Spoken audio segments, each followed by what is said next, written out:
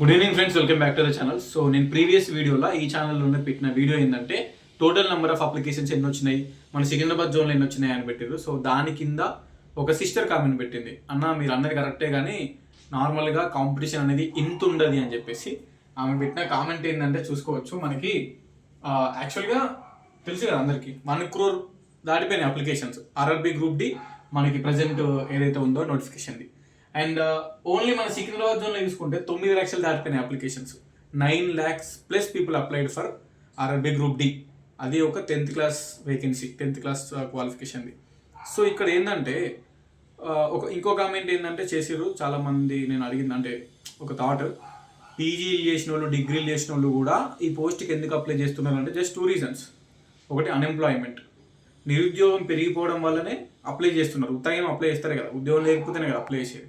ఓకేనా, పీజీలు చేసిన వాళ్ళు, పిహెచ్డీలు చేసిన వాళ్ళు కూడా ఈ గ్రూప్ డి కోసం ఎందుకు అప్లై చేస్తున్నారు అంటే ఉద్యోగం లేకపోవడం వల్లనే, just because of unemployment. First point. Second point ఏంటంటే ప్రైవేట్ సెక్టార్ కంటే గవర్నమెంట్ సెక్టార్కి మన వాళ్ళ మైండ్ సెట్ ఇట్లుంటుంది, గవర్నమెంట్ జాబ్ కొట్టాలి, గవర్నమెంట్ జాబ్ ఉన్న క్రేజ్ అది గ్రూప్ డి అయినా సరే, ఇంకా చిన్న జాబ్ అయినా సరే దానికి అప్లై చేస్తారు. అది అంతే, మన మైండ్ సెట్ అట్లున్నది, అది అంతే ఉంది. ప్రైవేట్లో నువ్వు ₹1,00,000 సంపాదించినా కూడా ఈ ఆర్ఆర్బీ గ్రూప్ డిలో నీకు 30,000 వచ్చినా కూడా మన ఆర్ఆర్బీ గ్రూప్ డీకే ప్రిఫరెన్స్ ఇస్తారు, just because of safety and security. అది గవర్నమెంట్ జాబ్కున్న అది ఆ క్రేజ్ అట్లుంటుంది, దానికోసం మన వాళ్ళు కష్టపడతారు. తప్పదు, అది ఇక కాంపిటీషన్ ఎంత ఉన్నా మనం చేసేది మనం చేయాలి కదా. సో 20 to 30% ఎగ్జామ్ అటెంప్ట్ కూడా ఇయ్యరు. ఓకేనా, లాస్ట్ టైం కూడా 35-36 లక్షల మంది ఎగ్జామ్ రాయలేరు. అంటే లాస్ట్ టైం అంటే 2019 నోటిఫికేషన్ గ్రూప్ డి చెప్తున్నాను నేను, అర్థమైందా. ఈ ఇయర్ కూడా 1 కోటి మీద అప్లికేషన్లు వచ్చినాయి. 1 కోటి మీద రాయరు మంది, అందరూ అటెండెన్స్ అనేది ఉండదు, ఎగ్జామ్ అటెంప్ట్ చేయరు.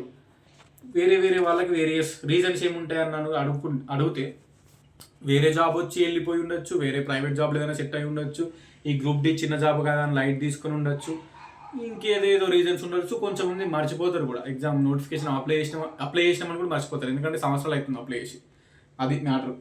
సో ఇంకా ఒక 30 to 40% కాదు, ఇంకా ఎక్కువనే అనుకోవచ్చు. మనకు ఏబీసీ బ్యాచ్ ఎందుకు పెట్టినా అంటే, ఏబీసీ బ్యాచ్ అంటే నార్మల్, ఇప్పుడు నాకు తెలిసిన వాళ్ళే చాలామంది ఉన్నారు, మా ఫ్రెండ్స్లోనే ఉన్నారు, నార్మల్గా అప్లై చేస్తారు వాళ్ళు. ఓకేనా, వాళ్ళకి వేరే జాబ్ ఉంటుంది, వేరే ఏదో ప్రైవేట్ జాబ్లో మంచిగా సెట్ అయి ఉంటారు, ఇంకేదో పని చేసుకుంటుంటారు, మ్యారేజ్ అయిన వాళ్ళు ఉంటారు చాలామంది.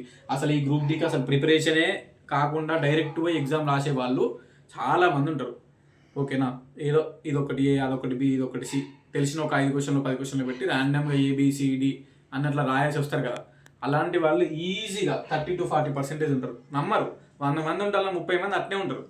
ఓకేనా, 1 కోటి మంది అప్లై చేసారు కదా అంటే అవసరం లేదు, 1 కోటి మందితో నీకు పని లేదు. ఎందుకంటే ఆ 1 కోటి మందిలో ఎగ్జామ్ కొంతమంది రాయారు, టైం పాస్కి అప్లై చేసిన వాళ్ళు కూడా ఉంటారు, వితౌట్ ఎనీ ప్రాపర్ ప్రిపరేషన్. అసలు ఒక్కరోజు కూడా ప్రిపరేషన్ కాకుండా అట్లా పోయి అప్లై చేసినందుకు రాసేస్తారు.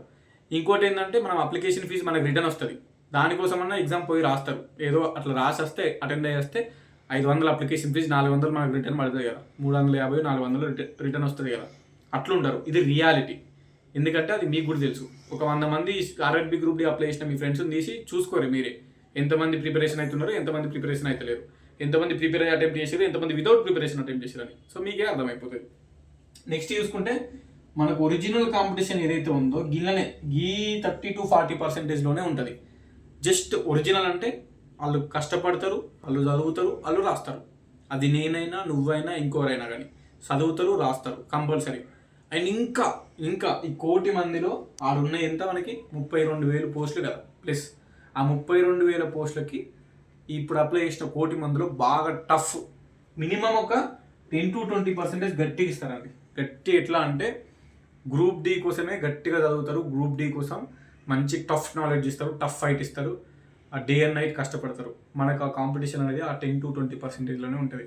ఓకేనా, 1 కోటి మందితో నీకు పని లేదు. ఓకేనా, 90 లక్షల మందిని పక్క పెట్టు, కానీ ఆ 5 లక్షల మందో 10 లక్షల మందో ఉంటారు కదా. ఓకే, నేను చెప్పినా కదా, ఆ వాళ్ళతో ఉంటుంది కాంపిటీషన్. మళ్ళీ 1 కోటి మంది ఎగ్జామ్ రాయరు, చెప్తున్నా ముందే, 1 కోటి మంది ఎగ్జామ్ రాయరు. ఆ ఎగ్జామ్ రాసిన 50 లక్షల మందో 70 లక్షల మందో 60 లక్షల మందో ఆ ఎగ్జామ్ రాసిన దాంట్లో ఒక 10 to 20% టఫ్ కాంపిటీషన్ ఉంటుంది. గుర్తుపెట్టుకోండి, 30,000 పోస్టులకి 1,00,000 మంది ఉన్నా, ఒక్క పోస్ట్కి 3 ఉన్నట్టు, అది కూడా కాంపిటీషనే. ఒక్క పోస్ట్కి 2 ఉన్నా, అది కూడా కాంపిటీషనే. ఒక్క పోస్ట్కి 10 మంది ఉన్నా, అది కూడా కాంపిటీషనే. ఓకేనా, నువ్వు ఎక్కడ ఏ సిచ్యువేషన్ ఉన్నా కూడా 1:10 ఉన్నా 1:100 ఉన్నా, ఒక పోస్ట్కి 100 మంది ఉన్నా, ఒక పోస్ట్కి 50 మంది ఉన్నా, ఒక పోస్ట్కి 2 ఉన్నా, నువ్వు చదవాల్సిందే. నువ్వు ఉండాల్సింది 1:1. సో 1:2 ఉన్నా 1:100 ఉన్నా నువ్వు నీ ఫుల్ పొటెన్షియల్ పెట్టి అర్థమెటిక్ ఏంది, రీజనింగ్ ఏంది అండ్ సైన్స్ ఏంది, ఇవే కదా 3 మనకి మెయిన్. ఇప్పుడు మొత్తం అంతా లక్షల మంది గ్రూప్ డి ప్రిపరేషన్ ఉన్న వాళ్ళు బుక్కులు ముంగట వేసుకొని చదవాల్సింది arithmetic, reasoning, physics, chemistry, biology. మొత్తం ప్రీవియస్ పేపర్లు తిప్పేసి ఏవేవి ఇంపార్టెంట్ ఉన్నాయని మొత్తం ఇవే తిప్పేస్తున్నారు కదా. ఇందులోనే తిరుగుతుంది మొత్తం కాంపిటీషన్ మొత్తం. ఈ 10-20% నువ్వు ఇట్లా క్లియర్ చేసుకొని ఫైనల్ మెరిట్లు ఉన్నావు అనుకో, నీకే జాబ్ వస్తుంది. అండ్ మన అదృష్టం కొద్దీ, అండ్ నేను కూడా కోరుకుంటున్నా, ఒకవేళ పోస్టులు ఇంక్రీజ్ అయితే ఇంకా మంచిదే. లాస్ట్ ఇయర్ 1,00,000 పోస్టులు ఉన్నాయి, ఈ ఇయర్ 1,00,000 పోస్టులు లేవు. ఒకవేళ ఇంక్రీజ్ అయితే, so by God's grace increase అయితే చాలా బెటర్. ఇంకా కొంతమందికి ఎక్కువ అవకాశం దొరుకుతుంది. సో నాలాంటి మీలాంటి ఎవరో ఒక నిరుద్యోగికి ఆ జాబ్ వచ్చినా కూడా ఫ్యామిలీ సెట్ అవుతుంది, కుటుంబం సెట్ అవుతుంది, ఏదో చిన్న ఉద్యోగంతో హ్యాపీగా లైఫ్ లీడ్ చేయొచ్చు. అండ్ ఇంకోటి ఏంటంటే ఏదో ఒక చిన్న జాబ్ వస్తే ఇంకా మంచి జాబ్ కోసం ప్రిపరేషన్ అవుదాం అనుకున్న వాళ్ళకి కూడా ఒకటి హోప్ అనేది దొరుకుతుంది. సో అందుకోసమే నేను కూడా అనుకుంటున్నా, మరి అది పోస్టులు ఇంక్రీజ్ అవుతుందా కావా అని తెలియదు. ఇప్పుడైతే 32,000 పోస్టులు అనుకుని మనం ఫిక్స్ అయ్యి మైండ్ తోటి చదవాలి, మన ఫుల్ పొటెన్షియల్ ఇవ్వాలి. ఇక నువ్వు 100కి 70 తెచ్చుకుంటావా, 100కి 60 తెచ్చుకుంటావా, 100కి 75 తెచ్చుకుంటావా, 100కి 80 తెచ్చుకుంటావా అనేది నీ చేతుల్లో ఉంది, నీ ప్రిపరేషన్లో ఉంది. అండ్ నా చేతుల్లో ఉంది, అఫ్కోర్స్ నా ప్రిపరేషన్లో ఉంది. ఇక అంతే. అందరికీ ఆల్ ద బెస్ట్. చూస్తున్న బ్రదర్స్కి, సిస్టర్స్కి, ఫ్రెండ్స్కి అండ్ ఆర్ఆర్బీ గ్రూప్ డి ఆస్పిరెంట్స్కి, సంవత్సరాల నుంచి వెయిట్ చేస్తున్న వాళ్ళకి, ఇక ముంగట్నే ఎగ్జామ్ ఉంది కాబట్టి మనకి నెలలు టైం లేదు కాబట్టి డే అండ్ నైట్ కష్టపడి చదవాలి. ఇప్పుడు నాకు చూసుకుంటే ఫిజిక్స్, కెమిస్ట్రీ కొంచెం నేను ఎంపీసీ బ్యాక్గ్రౌండ్ నుంచి వచ్చినా కాబట్టి ఫిజిక్స్, కెమిస్ట్రీ, ఈ బయాలజీ కూడా ఏం కాదు. ఫిజిక్స్, కెమిస్ట్రీ కూడా చదువుతూ ఉంటే మనం కొంచెం ఆ డిగ్రీలలో ఫిజిక్స్, కెమిస్ట్రీ చదివింది మంచిగానే అనిపిస్తుంది. ఓకే, రీజనింగ్ కూడా మంచిగా అనిపిస్తుంది. నాకు టఫ్ అనేది అర్థమెటిక్. ఇప్పుడు మొత్తం దాని మీద ఫోకస్ పెట్టుకుని అది నేర్చుకోవాలి, లేకపోతే అందుకెళ్ళి స్కోర్ అయిపోతుంది. అట్లనే మీకు కూడా టఫ్ అనిపించింది. కొంతమందికి అర్థమెటిక్, రీజనింగ్ పర్ఫెక్ట్ వస్తుంది, అసలు ఫిజిక్స్, కెమిస్ట్రీ, బయాలజీ, సైన్స్ రానే రాదు. సో రాందేదో కొంచెం మంచిగా ఫోకస్ చేసుకోవాలి. వచ్చిన దానికి తక్కువ టైం కేటాయించి రాని దానికి ఎక్కువ టైం కేటాయించాలి. అది నా పాయింట్.